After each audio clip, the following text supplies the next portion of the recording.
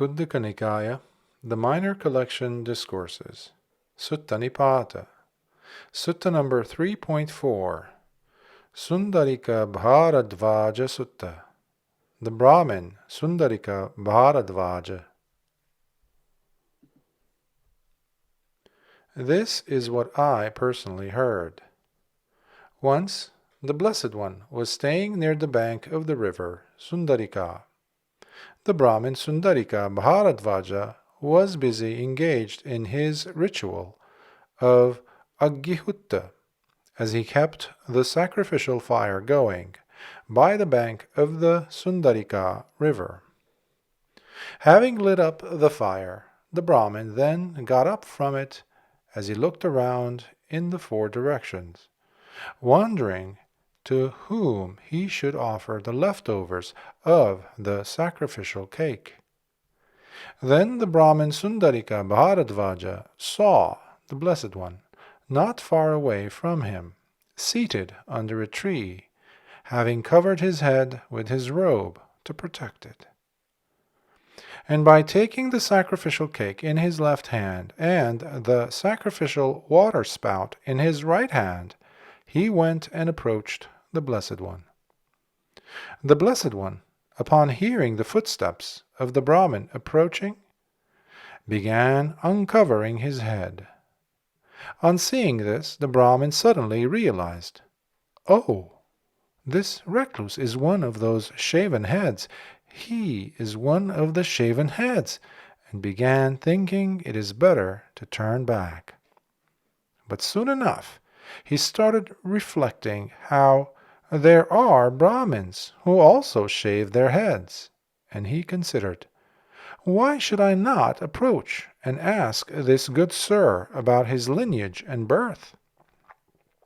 So the Brahmin continued walking as he approached the Blessed One and asked, "Good sir, what caste were you born in? What is your lineage?" Then the Blessed One replied to the Brahmin Sundarika in verse by saying, "I am no Brahmin, nor the son of kings, neither am I a merchant, belonging to the household life.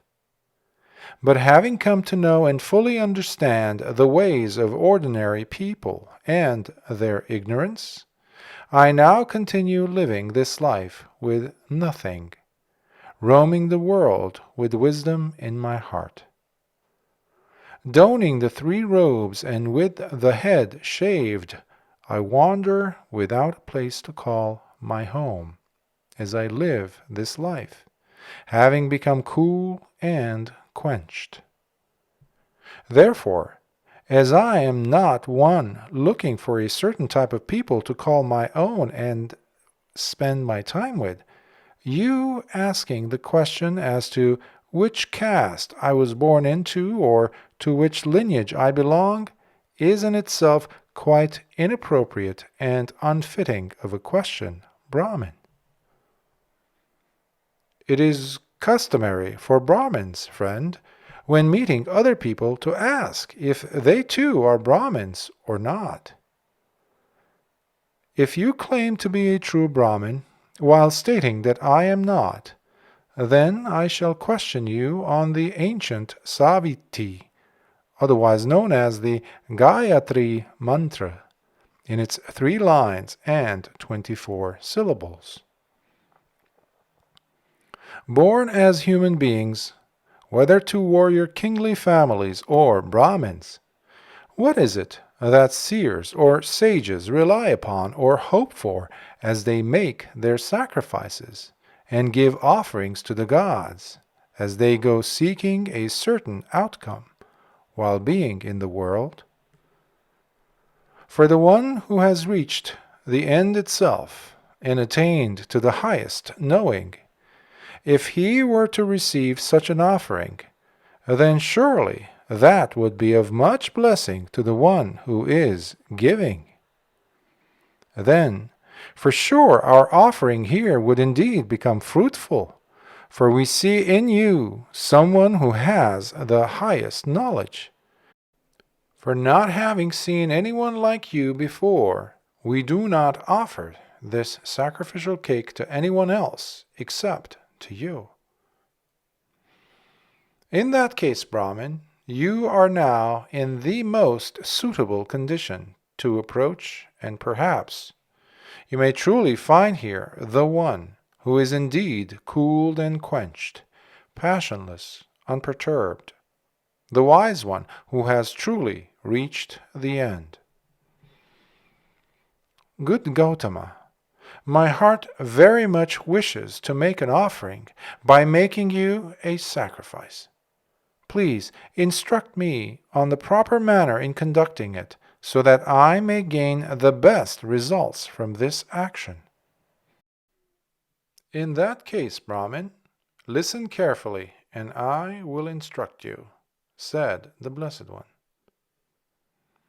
Do not go asking others about their birth or lineage to find out as to who they are. Instead, look at their very behavior, the way they conduct themselves. That will tell you much more. Remember, fire comes out of firewood. After all, unshakable sages are to be found even within the lowest rungs of society, true thoroughbreds, who are born through restraint, that comes from having constant, wise moral shame. Using truth to tame and discipline themselves, one becomes supported by one's own self-restraint. Thus, the one possessing the highest knowledge lives while having completed the goal of the holy life. It is to such a superior being that all those Brahmins seeking to gain blessings must go, making their offerings at the appropriate time at the feet of such noble ones. In this manner, the sacrifices they make become truly fruitful.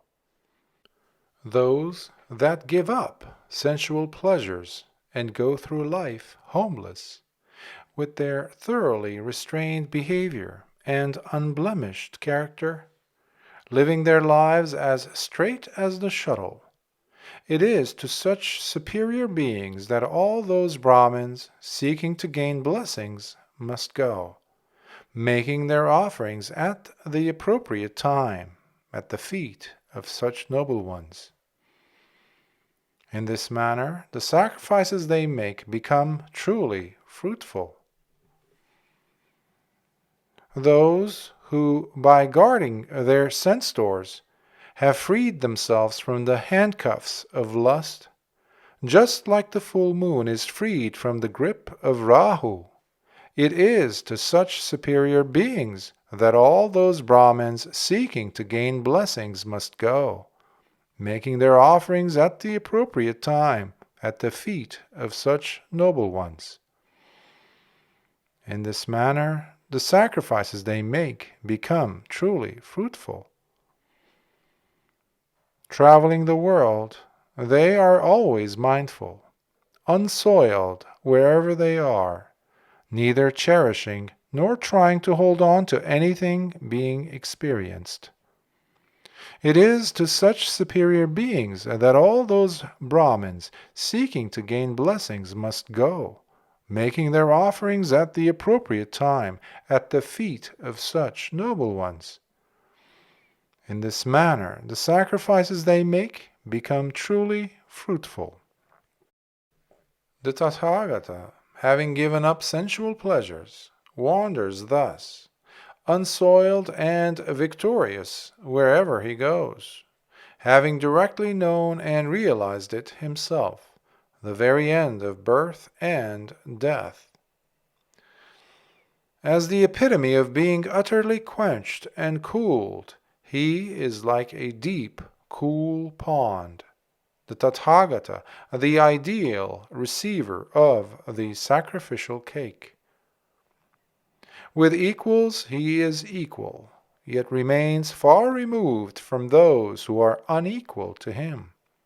The Tathagata is of incomparable wisdom, unblemished, whether in this or any other world.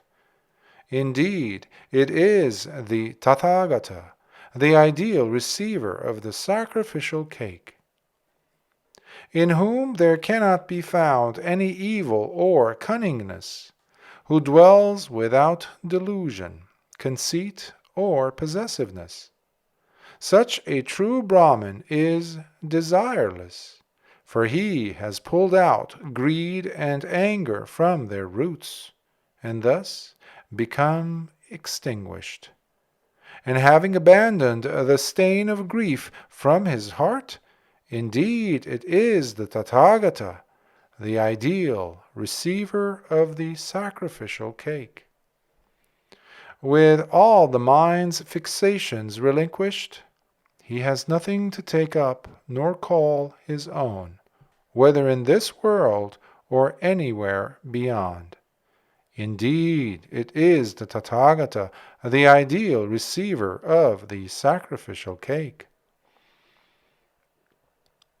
With a collected heart, he has crossed the floods, and having fully understood the depth of the Dhamma by means of his supreme vision, he has destroyed the defilements of the heart, and as such he bears his very last body. Indeed, it is the Tathagata, the ideal receiver of the sacrificial cake. The mental contaminant of wanting to re-become, as well as to use destructive and mean speech, are abandoned and finally finished in him. By possessing perfect knowledge, he is now liberated in every way. Therefore, it is indeed the Tathagata, the ideal receiver of the sacrificial cake. Having unshackled himself from all bonds, he lives with no attachments whatsoever, while among those who are attached to conceit, he stands free and untouched by any chains that bind.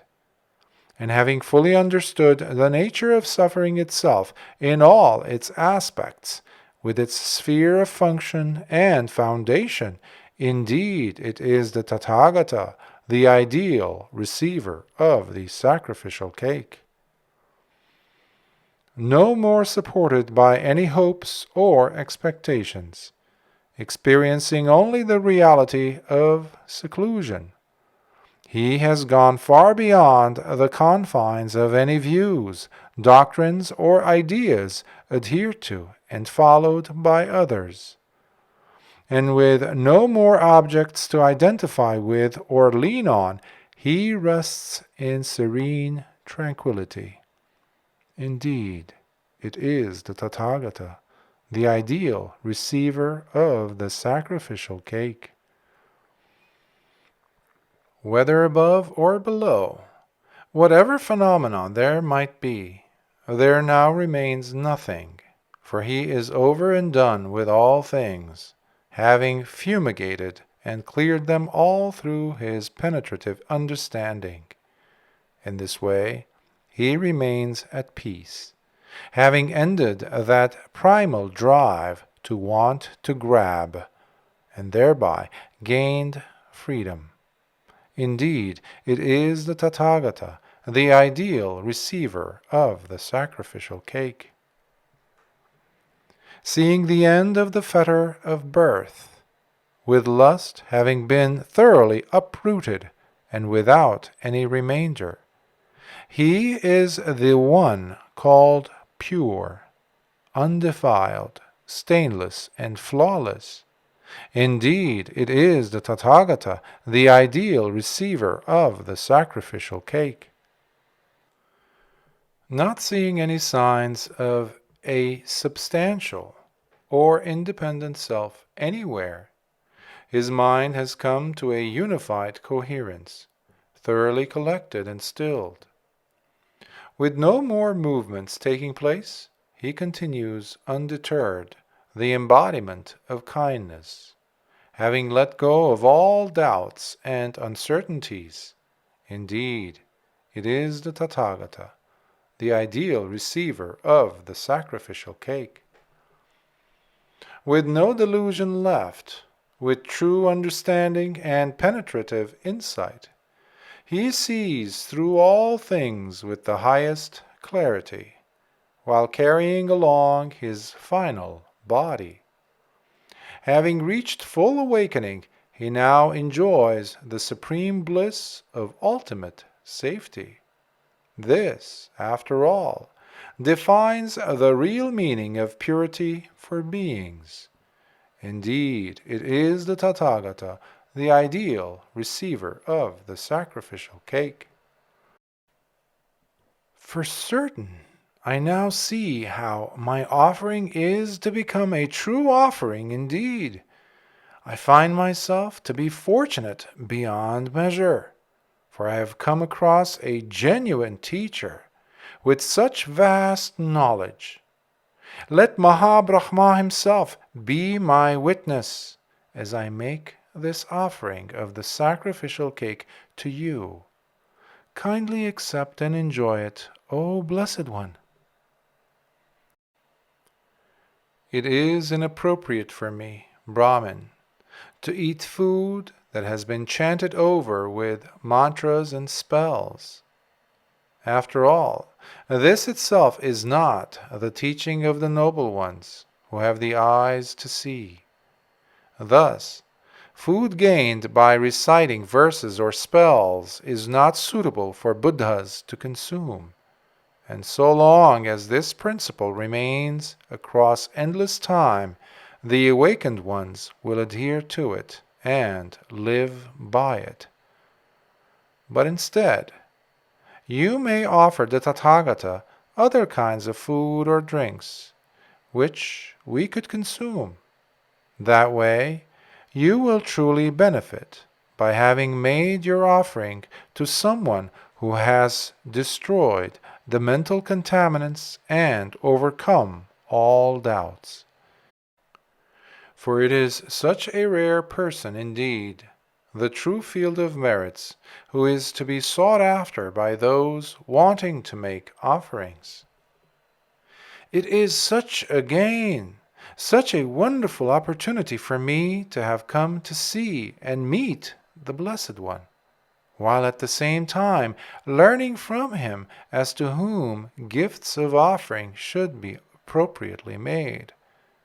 Thus, I came and gained immensely from your advice. With the mind now free from disturbances, one remains free of anger and impulsivity. Then, getting liberated from the drive to pursue sensual pleasures, one does not allow the mind to drift here and there, and instead is fully aware of what exactly it is engaged in all the time.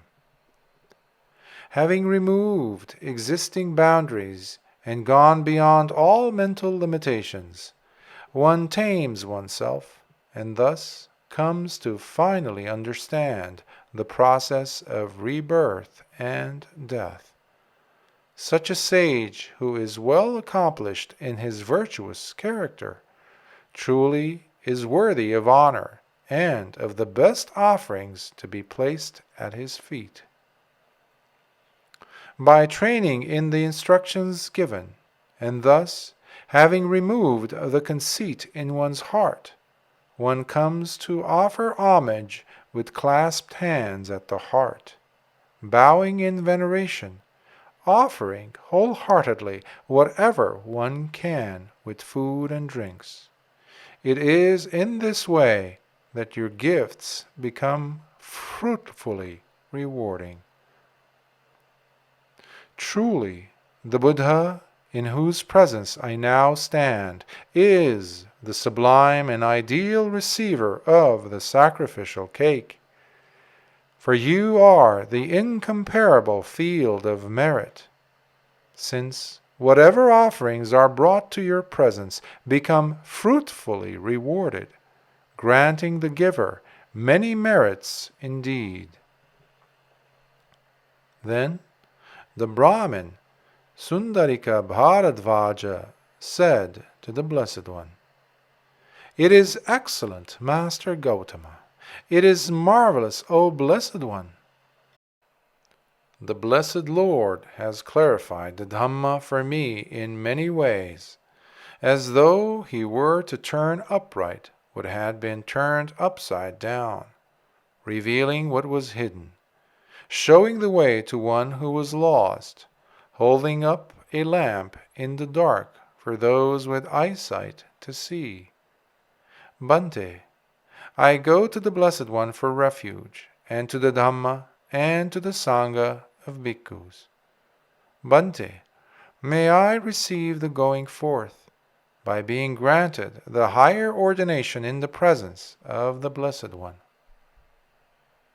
Thus, the Brahmin Sundarikabhāradvāja received his full admission and the higher ordination as a bhikkhu in this dispensation from the Blessed One himself. Soon after his higher ordination, now the Venerable Sundarikabhāradvāja, while living alone and secluded from the crowd, living heedfully and with resolution, while practicing diligently, before long, here and now he realized for himself the noble end of the holy life, himself experiencing that unsurpassed knowledge for which sons of good families rightfully leave the household life by becoming homeless. And the Venerable Sundarikabhāradvāja knew with direct knowledge and certainty unparalleled. Birth is finally destroyed. Now the holy life is fully lived. What should have been done is finally done, and there is no more coming to any state of becoming ever again. And the Venerable Sundarikabhāradvāja became one of the Arahants. Sadhu, sadhu, sadhu.